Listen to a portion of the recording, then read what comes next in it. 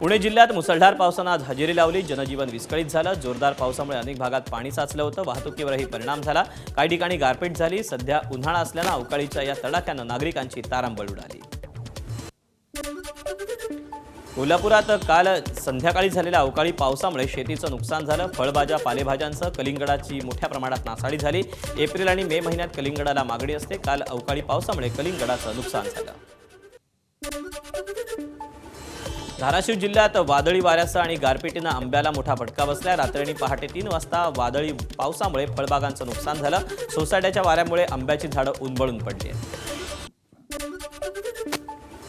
जेवढे आंबे आहेत त्या प्रत्येक आंब्याला कालच्या या गारपिटीमुळं असे मार लागलेला आहे आणि हा मार जो लागलेला आहे त्याच्यामुळं कुठलाही आंबा बघा तुम्ही तर याचं काय होतं आहे की भविष्यामध्ये हा आंबा काही कामाचा नाही, कारण ज्यावेळेस हा आंबा पिकण्याच्या कंडिशनला येतो त्यावेळेस हा 100% आंबा नासणार आहे। म्हणजे जेवढ्या आंब्याला मार लागला आहे तो प्रत्येक आंबा हा 100% नासणारच आहे, तो काही कामाला येणार नाही। त्यामुळं दिसायलेत आंबे भरपूर, पण याच्यात एकही आंबा आपल्याला कामाला येणार नाही।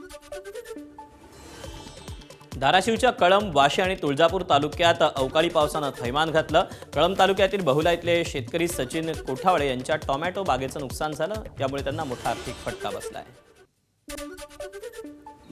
आंब्याची पण गळती झालेली आहे, चिकूचं पण पडलेलं आहे। टोमॅटोचं किती नुकसान झालं? टोमॅटोचं एक साधारण आपलं टार्गेट होतं 25 टनापासून 30-35 टनापर्यंत काढायचं आणि तेवढा माल सेटिंग आहे आज तुम्ही बघताय। तर ते आता जमिनीवर लोळलंय, जमिनीवर लोळलेल्या मालाचं काय आपल्याला त्याचा फायदा होऊ शकत नाही। काय मागणी? काय मदत करावी, काय त्यांची आहे ना थोडीशी, जी काय करता येईल तेवढी। बीडमध्ये 2 दिवसातल्या अवकाळी आणि गारपिटीच्या तडाख्यानं फळ पिकांना मोठा फटका बसलाय। शेतकऱ्यांनी मोठ्या प्रमाणात फळबागेची लागवड केली। अक्षय तृतीयेच्या मुहूर्तावर आंब्याची विक्री देखील होणार होती, परंतु अवकाळी आणि गारपिटीनं फळ गळती झाली। आंब्यासह डाळिंब, मोसंबी बागेला फटका बसला असून फळांचं नुकसान झालं। हातातोंडाशी आलेला घास हिरावला गेला।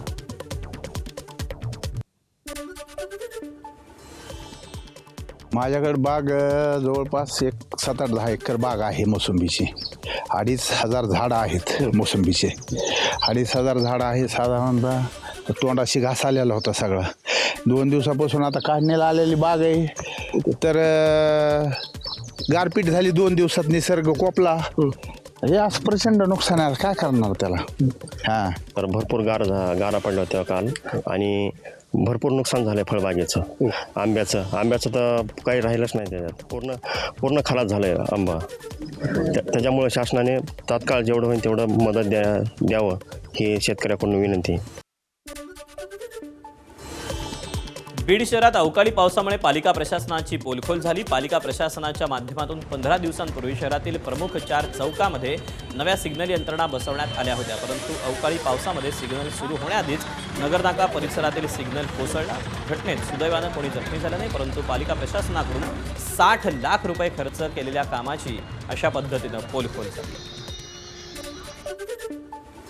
नागपुरात मध्यरात्री अवकाळी पावसानं जिल्ह्याला झोडपून काढलं। 2 तास झालेल्या पावसानं पालेभाज्यांचं मोठं नुकसान केलं।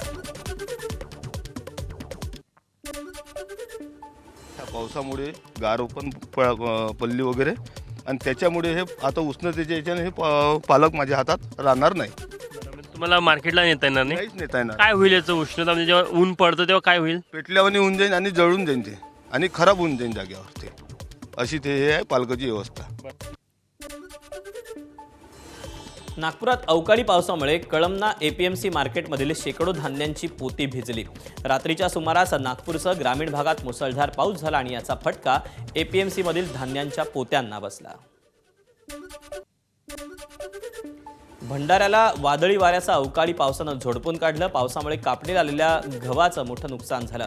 पावसाच्या माऱ्यामुळे कापणीयोग्य गहू काळवडणार असून याला विक्री योग्य दर मिळणार नसल्याची चिंता शेतकऱ्यांनी व्यक्त केली। यासोबतच मका पिकालाही चांगलाच फटका बसला असून वादळी वाऱ्यानं अनेक क्षेत्रातील मका पीक जमीनदोस्त झालं। कडधान्यासोबतच भाजीपाला आणि फळ बागायतदारांनाही याचा फटका बसल्याचं चित्र आहे। भंडारा जिल्ह्यातील अनेक आंबा बागायतदारांना फटका बसला असून अनेक ठिकाणचा आंबा हा गळून पडला आहे। आम्ही याला बाजारात विकायला गेलो तर याचे योग्य भाव मिळणार नाही आणि कापायला गेलो तर पैसा काही हातात येणार नाही। तरी आता मसनीवाल्याचे भाव वाढले, सगळ्याचे भाव वाढले. आता करावं काय याच्या? तर म्हणून असं वाटतं की याला कापावं नाही आणि मातीतला गहू मातीतच राहू देवा.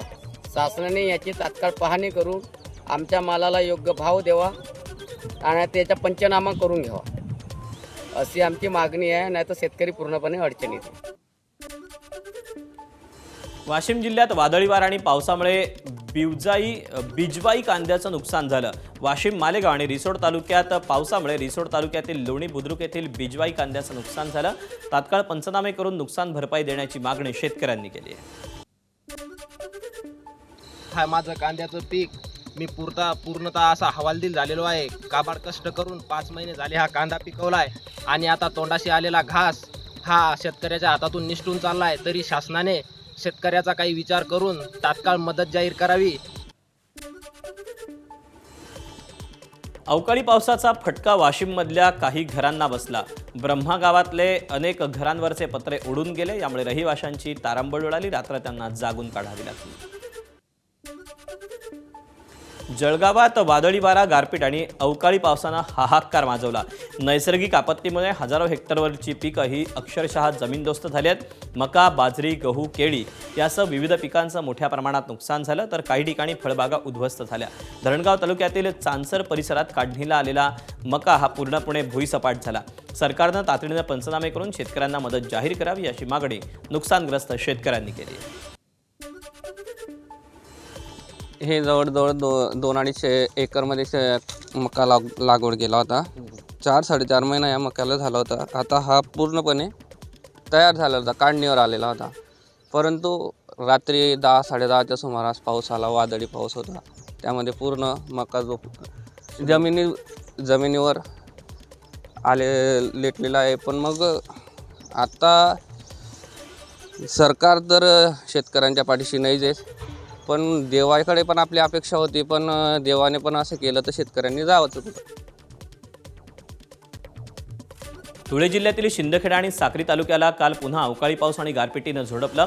त्यामुळे पिकांचं मोठ्या प्रमाणात नुकसान झालं. 30 मार्चला झालेल्या अवकाळी पाऊस आणि गारपिटीनं मोठं नुकसान केलं. या नुकसानाचे पंचनामे होऊन अवघे काही दिवस उलटत नाही, तोच पुन्हा एकदा निसर्गाच्या लहरीपणाचा फटका शेतकऱ्यांना बसला. हवामान खात्यानं नांदेडला आगामी 3 दिवसांसाठी येलो अलर्ट हा जाहीर केला आहे. त्यातच काल वादळी वाऱ्यासह अवकाळी पावसानं नांदेडला झोडपून काढलं. सध्या नांदेडमधल्या शेतकऱ्यांना अवकाळी पावसाची धास्ती घेतली आहे. या अस्मानी संकटाला घाबरून शेतकरी सध्या दिवसरात्र शेतात राबतोय. काढणीला आलेली ज्वारी कापून तात्काळ सुरक्षित घरी नेण्यासाठी शेतकऱ्यांची लगबग सध्या शिवारात दिसते. दिवसरात्र एक करत शेतकरी हाताशी आलेलं पीक अवकाळी पावसापासून वाचवण्याचा प्रयत्न करतोय.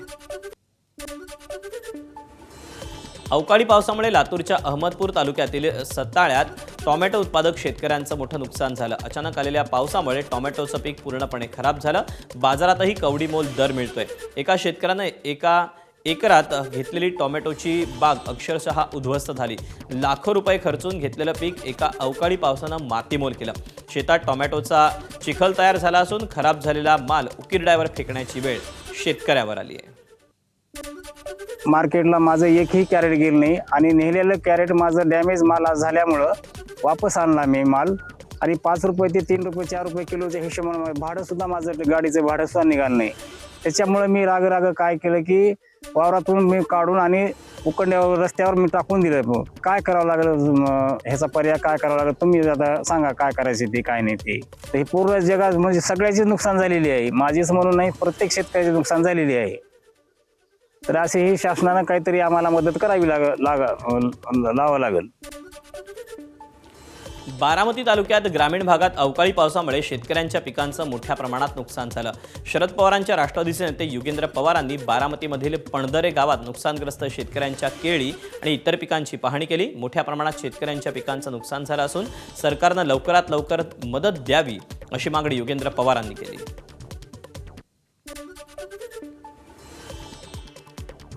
तळकोकणात वादळी वाऱ्यासह जोरदार पाऊस झाला. सिंधुदुर्ग जिल्ह्यात हवामान विभागानं येलो अलर्ट जारी केला असून कुडाळ तालुक्यात वादळी वाऱ्यासह पाऊस बरसला. पावसामुळे नाचणी, आंबा, काजू या पिकाला फटका बसलाय. यामुळे शेतकरी धास्तावलाय. रायगड जिल्ह्याच्या दक्षिण भागात अवकाळी पाऊस बरसला. वाढत्या उष्णतेच्या पार्श्वभूमीवर अचानक आलेल्या पावसामुळे नागरिकांची तारांबळ उडाली. हवामान विभागानं दिलेल्या इशाऱ्यानंतर माणगाव, म्हसळा, महाड आणि पोलादपूर या परिसरात हलक्या सरी कोसळल्या. वाहन चालकांची मोठी अडचण झाली. सांगलीच्या खानापूर तालुक्यात गारडी भागात वादळी वाऱ्यासह गारपीट झाली, तर पलूस तालुक्यातील भिलवडी भागात देखील मुसळधार पाऊस झाला. सांगली जिल्ह्याच्या अनेक भागात ढगाळ वातावरण असल्यानं पुन्हा जोरदार पावसाची शक्यता ही वर्तवण्यात आलेली आहे.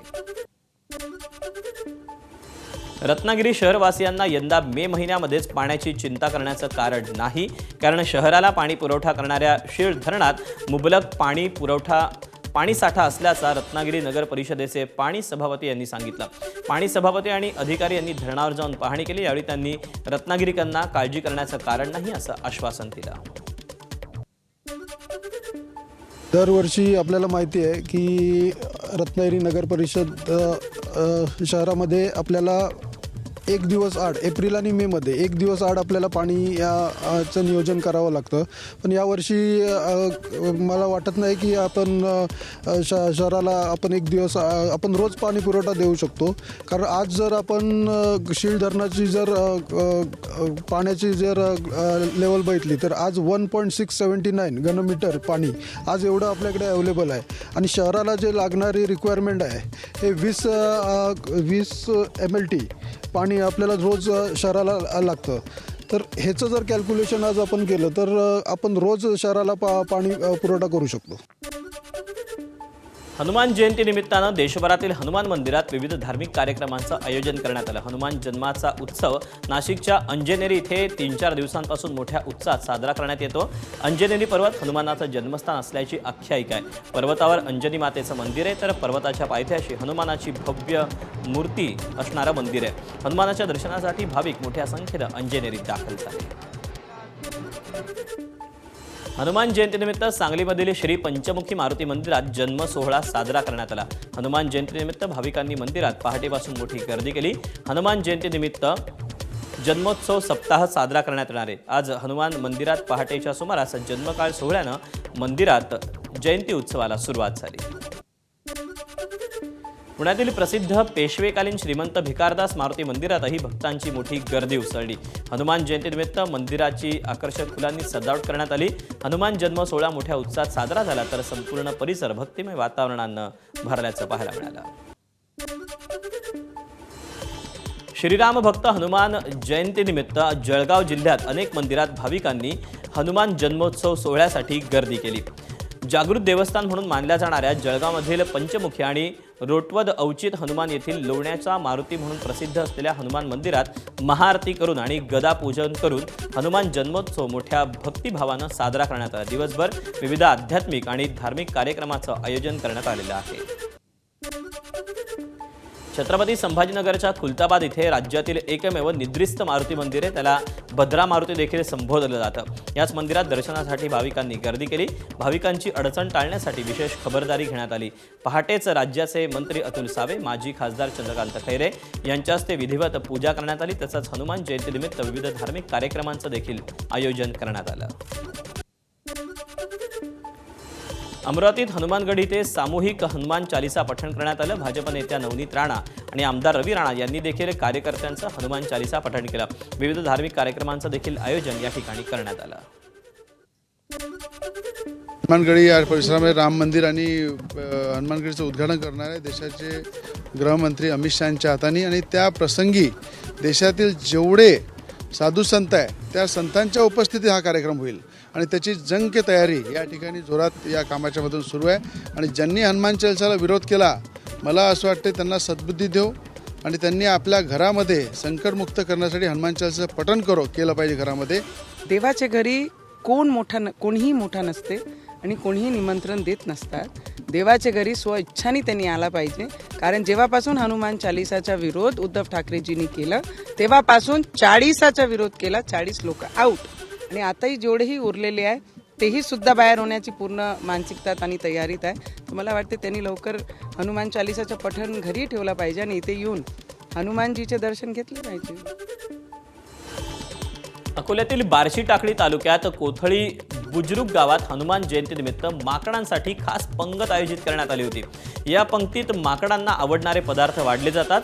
कोथळी बुजुर्ग गावातील घनदाट जंगलात वसलेल्या मुंगसाजी महाराज संस्थानच्या मंदिर परिसरात गेल्या 20 वर्षांपासून ही अनोखी परंपरा सुरू आहे।